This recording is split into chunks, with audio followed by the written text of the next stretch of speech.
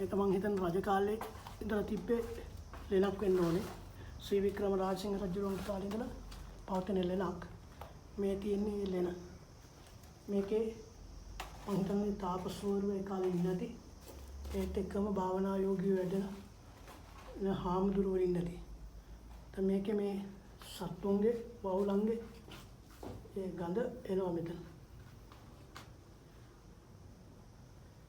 මේ ලෙන